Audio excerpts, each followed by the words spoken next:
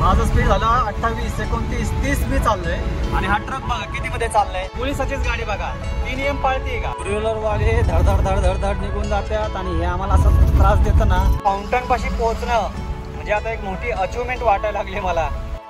पहिले हे घेऊयात, मग नंतर बोलूयात सगळ्या गोष्टी। गाडी वगैरे सगळी लोड झालेली।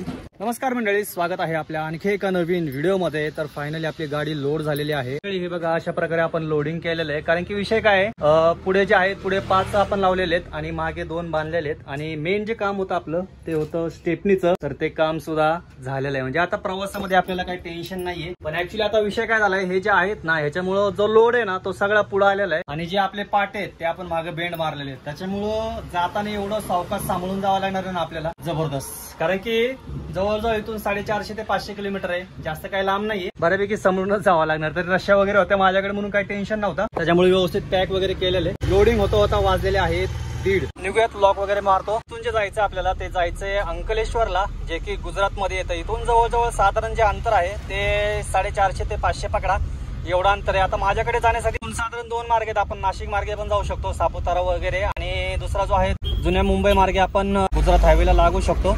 तसा पण एक पर्याय आहे आपल्याकडे। गाडी धुवायची होती, वॉशिंगला लावायची होती, पण ऍक्च्युली जो प्रोडक्ट आहे ना ते सगळं आपलं इलेक्ट्रिक प्रोडक्ट आहे। मग आता गाडी काय वॉशिंगला धुता येणार नाही आपल्याला, जे काय आहे धाब्यावरती मस्तपैकी हाताने धुवावं लागणारी। बाकी लोडिंग करायला माणसं नव्हती, चांगला घाम निघलाय माझा लोडिंग करता करता। हा जो चढ दिसतोय ना तुम्हाला, हा साधा सुद्धा चढ नाहीये आणि तुम्हाला नवल वाटेल, खोटं वाटेल। आपल्या ह्या गाडीमध्ये मी जवळजवळ 3 टन लोड घेऊन आलोय, 3 टन। नाद नाही बाबा, लोडच्या बाबतीत पण नाद नाही गाडीचा, खतरनाक गाडी आहे। मला बघा मंडळी, नवलेचा रस्ता। आता या ठिकाणी स्पीड लिमिट जे आहे ते 30 केलंय। तर मला एक कळत नाही 30चं स्पीड करून काय उपयोग होणार आहे का? आता ते पुढे येणारा काळच सांगेल।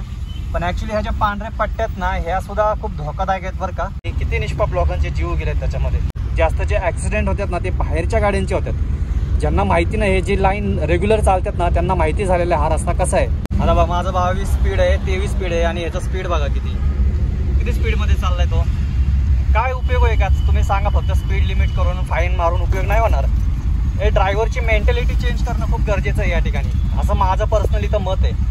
आता गाड्या बघा सगळ्या स्लो चालल्यात। आता इथून जर ज्याला माहितीच नाही हा रस्ता कसा आहे तो जोरात येणार आणि उडवून टाकणार सगळ्यांना। जे 30 मध्ये चालले ते सुद्धा जाणार। लहान गाड्यात ना त्या गाड्या स्पीड लिमिट पाळतात बाकीचे। आता माझं स्पीड बघा 26 आहे, बरोबर का? माझं स्पीड झालं 28, 29, 30 मी चाललोय आणि हा ट्रक बघा किती मध्ये चाललाय। मारणार कोण? हे बघा आता पुढे गाड्या बघा किती स्लो चालल्यात। ह्याला माहिती आहे का बाबा इथं काय झालेले? जे बघा पोलिसाचीच गाडी बघा, ती नियम पाळते का? म्हणजे मेंटॅलिटी झालेली की मला 100-200 डिझेल वाचवायचंय, हे पहिलं चेंज करणं गरजेचं आहे। किती जरी तुम्ही स्पीड लिमिट केलं ना काय फरक नाही पडणार कोणाला, काहीच चालू राहणार। हे बघा इथं शिव कार्गो म्हणून ट्रान्सपोर्ट आहे। काल रात्री याच ठिकाणी मुक्काम केलं, इथं मस्त चहा वगैरे घेत। बाकी काल काय घरी वगैरे गेलो नाही, काल दिवसभर इथं ट्रान्सपोर्ट ऑफिसला बसून होतं। पण काल काय लागलं नाही, पण आता ही भरल्यावरती मग चांगल्या लांबच्या तमिळनाडूच्या वगैरे ट्रिपा पडल्यात। अरे मला आता काय करणार, आता ह्याला नंबर दिला होता त्याच्यामुळे हे पण काही कॅन्सल करू शकत नव्हतं आपण, त्याच्यामुळे हे भरून टाकलं अंकलेश्वरचं। बघूया आता सुरतवरनं वगैरे काय तिकडून चांगला लोड भेटला तर भेटेल आपल्याला, त्याच्यामुळे मला जाऊ दे नाही का।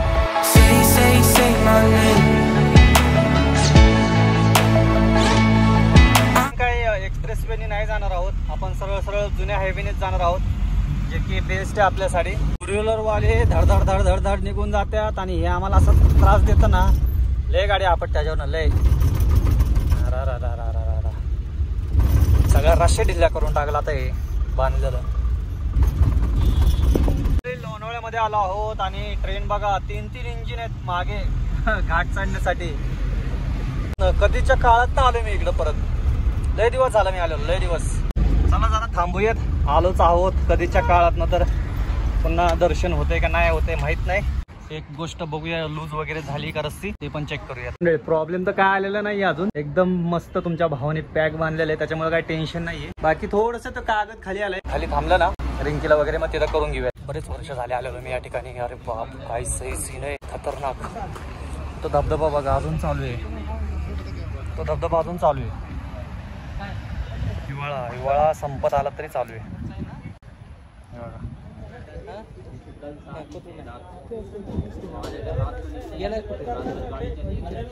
या मंडळी मस्तपैकी असा गरमागरम चहा घेऊयात नजाऱ्यांसोबत. आणखीन काय पाहिजे.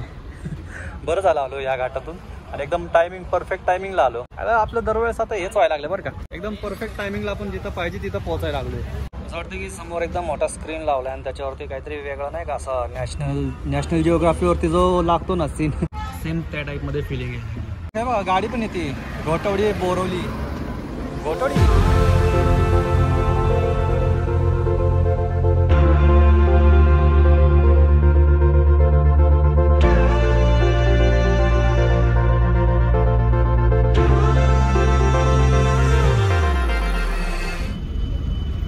थांबायलाच पाहिजे. थांबणं गरजेचं आहे इथं. कारण की दाखवायचं तुम्हाला चालतंय आपण प्रवासच त्याच्यासाठी करतोय म्हणलं थांबायला तर पाहिजे. फक्त एक आहे की माकडं बिकडे त्याच्यामुळे जरा असं काच बीच लावून घ्यावं लागेल. मंडळी ह्या पॉईंट वरनं तुम्हाला काय काय दिसतंय दाखवू का. एक तर हा पूल तर आहे. पलीकडचा तुम्हाला एक्सप्रेस वे पण दिसतोय. प्लस तुम्हाला समोर बघा इथून रेल्वे ट्रॅक पण दिसतो. बरोबर रेल्वे ट्रॅक आहे. आणि प्लस समोर तिकडे आहे कुठे गेला हा की पॉईंट. आणि त्याच्या खालीच तिथं आहे बघा मिसिंग लिंकचं काम चालू आहे. म्हणजे एकाच ठिकाणावरून तुम्हाला एवढे सगळे व्ह्यू पाहायला भेटतात. आणि खोपोली उजवीकडे आणि मुंबई डावीकडे केले. इकडे पहिलं खोपोली पलीकडे होतं आणि मुंबई इकडे होतं. आता उलट सुलट केलंय सगळं. हा बघा हा कंटेनर वाला बघा किती जोरात चाललाय. खरं एवढं स्पीड गरजेचं आहे का इथं उतारायला. ते काय एवढं जास्त ज्ञान नाही देऊ शकत तुम्हाला. कारण की माझ्यापेक्षा बरीच मोठी मंडळी जे व्हिडिओ पाहतात आहेत त्यांना माहितीच आहे ऍक्च्युली काय असतो विषय. फक्त एकाच दुसरा असा ड्रायव्हर असतो बरं का. सगळेच असतील असं नाही सांगत आहे मी. हे आलं बघा हॉटेल रिंकी पॅलेस. सर्वात जुनं हॉटेल. 2013 मध्ये थांबत होतो मी. 2013 मध्ये. काय नाही गाडी लावतो. पाणी तर आहे बरं का मंडळी. फक्त आपल्याकडे बकेट नाहीये तर बकेट घ्यावा लागेल. बकेट आपण विसरलोय. हौदा तर नाहीये. पहिला हौदा होता पण तो काढून टाकलाय बहुतेक माझ्यामध्ये. तर एक काम करूयात आता फक्त हातपाय तोंड वगैरे धुऊयात. आणि जमलं तर मी गाडी म्हणतोय पुढंच धुवावी कुठेतरी. कारण की गाडी धुणं लय गरजेचं आहे आपल्याला. तुम्ही गाडी बघू शकता कशी झालेली. काय होते माहिती का ते सगळे वगाळ असे खाली आहेत त्याच्यामुळे बघा एवढी घाण होती गाडी. तर त्याच्यासाठी काय करावं आता बघूया. काहीतरी करूयात त्याच्यासाठी. थोडा एडिटिंग वगैरे करून घेतो त्याच्यानंतर मग पुढे प्रवास करूयात. आता इथून एक मधनं एक रस्ता आहे बरं का. कर्जत मार्गे कर्जत वाडा आणि पुढे डायरेक्ट पालघरच्या जवळ रस्ता निघतो. ते दादा भेटले होते आपल्याला एक सबस्क्रायबरचे. तर ते म्हणले इकडूनच जावा कर्जत मार्गे. कारण की भिवंडी मार्गे जर जायचं म्हणलं तर आपल्याला ट्रॅफिक लागणार आहे. ठाणे मार्गे जायचं म्हणलं तर. मंडळी देवपूजेसाठी मी अगरबत्ती घेतली होती. आणि आता ही सायकल अगरबत्ती तुम्हाला सगळ्यांना माहितीच असेल. पण ह्याच्यामध्ये सुद्धा बघा ना तुम्ही काय व्हरायटी आलेली आहे. की हे जे आहे ना याच्यामध्ये असे 2-4 पॅकेट आहेत बरं का. आणि प्रत्येक पॅकेटचं पॅकिंग वेगळं केलेलं आहे बघा ना. म्हणजे कसं एक फोडलं तर ते संपुस्तवर ते तसंच राहते. मग तो सुगंध वाया जात नाही. असं काहीतरी सिस्टम केलेली. टेक्नॉलॉजी जे हौद्याचे नट आहेत ना ते जरा लूज झालेले आहेत ते करून घेऊयात.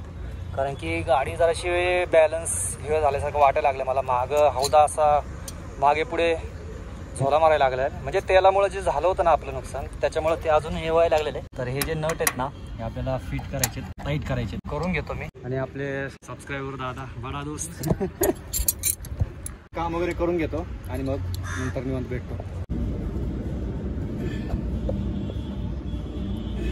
लय जोर लावा लागतोय. सगळे नट टाईट केले. बरेच नट ढिल्ले झाले होते. बघूया काय फरक पडतोय का. या जेवायला मस्त असा अख्खा मसूर घेतलेला आहे आणि रोटी. चला जेवण करूयात आणि मग पुढचा प्रवास सुरू करूयात. आता ड्रायव्हर मंडळी सांगतील की या ठिकाणी स्पेशल काय आहे लकीमध्ये कमेंट करून सांगा.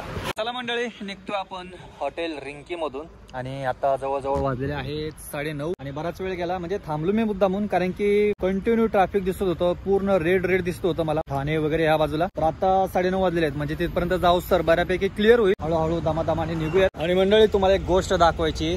काय बघाय कसा आहे सीन. ओके का नाही. पहिली तर एकच लाईट लागत होती आपली. ही लाईट लागत होती. ही लाईट काय लागत नव्हती. पण त्याच्याबरोबरच मी वरची पण लाईट लावून घेतलेली. आणि रात्री एकदम मस्त. आणि ते ती जी लाईट नाही LED आणि ते जे आहे ना ते रिफ्लेक्ट होते बघा वरती पण. त्याच्यामुळे आणखीन भारी वाटायला लागले. पण नो टेन्शन. कारण की आपली रात्री गाडी दिसतच नाही माहिती का अंधारामध्ये. त्याच्यामुळे हे लाईट लावणं खूप गरजेचं होतं. तर कमेंट करून सांगा लाईट कशी वाटते. तरी फक्त एवढीच लावली. 2च लाईट लावलेल्या आहेत. बाकी कुठं काय लाईट लावलेली नाहीये. सेम ती लाईट घेऊन ठेवलेली पण ती वायरच नव्हती. वायरच गायब झाली इथून. पण तिथं मागे लावा म्हणलं तर ते फॅनला कनेक्ट केलं तर ते कायमचं चालू राहणार होतं. म्हणून काय लावून नाही घेतलं.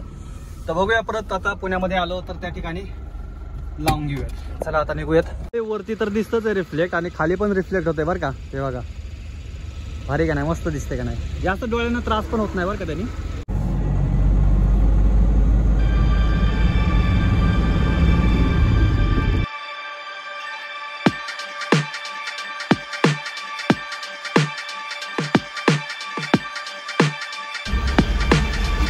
आत्ता वाजलेत रात्रीचे 11:30 आणि तुम्ही मुंबईत आलाय आणि ट्रॅफिक नाही, असं होऊ शकत नाही. मुंबई बोलते. आता आहोत आपण आनंदनगर पाशी, जे की भाईंदरपाड्याच्या अलीकडे. त्या ठिकाणी फुल जाम आहे आणि ते पण ब्रिजवर. हा ब्रिज बघा किती हलतोय. समोरच्या गाडीवरनं आणि आपल्या गाडीवरनं कळत असेल तुम्हाला, पूर्ण हलतोय गादा गादा. बापरे, खतरनाक सीन आहे बाबा. मला तर असं वाटायला लागले आपण त्या ठिकाणी थांबून लय मोठी चूक केली. कारण की आता ह्या टायमिंगला 10 वाजल्यानंतर कदाचित ह्या गाड्यांची नो एंट्री खुलली असेल. त्याच्यामुळं सगळे हेवी गाड्या आहेत बघा ना, सगळे हेवी गाड्या आहेत. आपण अगोदरच यायला पाहिजे. आता लय घाण लागणार आहेत आपले. कारण की जो पुढचा घाट आहे ना फाउंटनच्या अलीकडचा, जवळजवळ 27 मिनिटं लेट दाखवतोय. बघा तुम्ही, दिसत असेल तुम्हाला 27 मिनिटाचा जाम. आता वाजले 12:30. जवळजवळ आनंदनगर पासून अजून आपल्याला घाट पण लागलेला नाहीये. 1 तास झालेला आहे आपल्याला. मी तर सरळ गाडी बंद करून आरामशीर बसलोय आणि बरेच जण, सगळेच जण गाड्या बंद करून बसलेत. पूर्ण मॅपवरती तर आहे ना डायरेक्ट रोड क्लोज म्हणून सांगतंय. विजय भाई, आतापर्यंत आपण सापुताऱ्यामध्ये असलो असतो. विषय असा झालाय की आपली कांडी सुद्धा लुकलुकायला लागली. आता कसं करायचं, वर खाली पटापट, जिकडे तिकडे ट्रॅफिक ट्रॅफिक. आगे ना स्वाद विजय भाई, रात को निकल के एक मेरे भाई, ऊपर भी ट्रॅफिक नीचे भी ट्रॅफिक. मंडळी तुम्हाला दिसते का नाही माहित नाही, पण वरती बघा, वरती आहे मेट्रो. इकडं पुलावरती पण आहेत गाड्या काय, आणि इकडं पण आहेत गाड्या काय, आणि इकडं पण आहेत गाड्या. सगळीकडे गाड्याच गाड्या.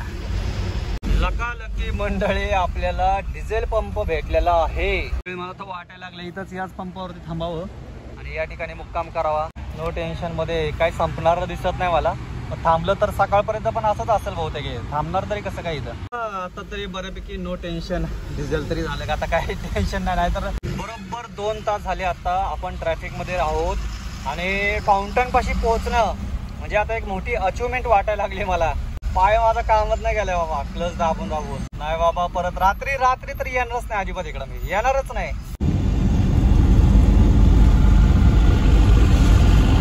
बरोबर 1:45 वाजता आपण फाउंटनला आलेलो आहोत आणि 1:45 म्हणले बघा, 11:30 आपण ट्रॅफिक मध्ये लागलो होतो. 12, 1, 2 म्हणजे 2.25 तास आपण ट्रॅफिक मध्ये फसलो. आणि तुम्ही जर ह्या रस्त्याने येणार असाल तर रात्रीच्या 10 नंतर अजिबात येऊ नका. 9-10 नंतर, त्याच्या आधी कधी पण या. कारण की बहुतेक मोठ्या गाड्यांची जी एंट्री आहे ना, ती 10च्या पुढं, 9च्या पुढं चालू होते. 9-10च्या पुढं चालू होत असेल. त्याच्यामुळं एक गोष्टचा अनुभव आला मला इकडं. ऍक्च्युली जो फाउंटनच्या अलीकडे घाट आहे ना, त्या घाटामध्ये प्रॉब्लेम आहे. प्रॉब्लेम म्हणजे कसा, एक तर रस्ता खराब आहे आणि प्लस ज्या हेवी गाड्या आहेत ना ह्या, त्या सगळ्या स्पेशलमध्ये चढतात, स्पेशलमध्ये. आणि त्याच्यामुळं एवढं लेट आणि एवढ्या गाड्या होत्या ना की बस, त्याच्यामुळं सगळं ट्रॅफिक जाम झालं होतं. बाकी काहीच प्रॉब्लेम नाही, काहीच. सिग्नलला तर काहीच नव्हतं. आता 1:45 तर इथं झाले म्हणलं काय अंतर कव्हर करणार आहे आपण. जराशी मंडळी गाडी चेक करूया, कारण की जे बांधलेलं आहे आपण ते सरकले का नाही ते बघूयात. कारण त्याची जरा रिस्कच आहे. तरी पण टायर पण चेक करू आणि ते पण बघून घेऊयात, ते महत्वाचं आहे. कारण की पूर्ण आपण ट्रॅफिकमध्येच होतो. प्रॉब्लेम तर काय दिसत नाही, एकदम पॅक आहेत रश्या. ते कागद पण काय हल्ला नाही. ह्यावेळेस लय जाम बांधलं होतं, त्याच्यामुळे काय प्रॉब्लेम नाही. हे तुम्हाला समोर दिसते का नाही माहित नाही, पण हे जे आहे ना, ही वसईची खाडी आहे. जे की समुद्राचं पाणी जेवढं आतमध्ये पर्यंत जातं त्याला खाडी म्हणतात. आणि ही वसईची खाडी. त्या पुलावरती गाड्या बघा किती थांबलेल्या आहेत आणि त्यात गाडी एवढी सावकाश चालवावी लागते ना, म्हणजे विचारूच नका. हे पुलाचे थोडे ते जे जॉईंट आहेत ते जरी आले ना तरी गाडी आपटते, दनादन आपटते.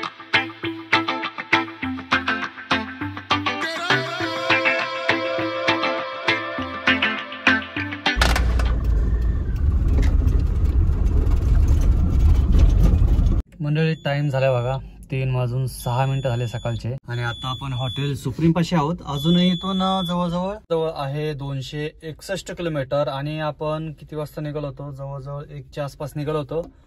आणि पूर्ण 13-14 तास होऊन गेले आणि आपण किलोमीटर जे कव्हर केलंय फक्त आणि फक्त 200 ते 250. आणि बाकीचा रस्ता वगैरे आणि प्लस हे सारखं बघावं लागतंय उठून की बाबा काय झालंय का, हल्लंय का, निघलंय का, त्याच्यामुळे जास्त वेळ जातोय. 10 पर्यंत टाइम दिलाय त्याला मी.